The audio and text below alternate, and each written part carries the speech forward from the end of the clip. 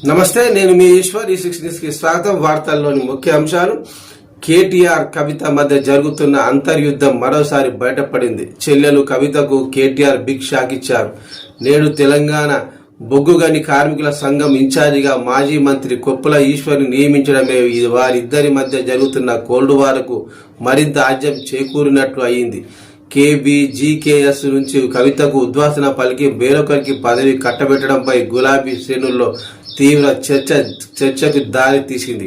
కాగా నేడు తెలంగాణ భవన్లో కేటీఆర్తో సమావేశమైన కేజీబీకేఎస్ నేతలు బీఆర్ఎస్ కు అనుబంధంగానే పనిచేయాలని నిర్ణయించుకున్నట్టు తెలుస్తోంది.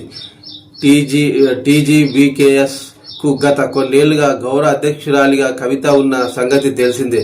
కొంతకాలంగా కేటీఆర్ కు కవితకు మధ్య పెరుగుతున్న గ్యాప్ వల్ల కవిత వ్యవహారాలపై గులాబీ నేతలు సైలెంట్ గా ఉన్నారు. ఇటీవల తీర్మార్ మల్లన్న చేసిన అనుచిత వ్యాఖ్యలపై బీఆర్ఎస్ నేతలు ఎవరూ నోరు మెదపలేదు. అందుకు ఇదే ఉదాహరణ. తాజాగా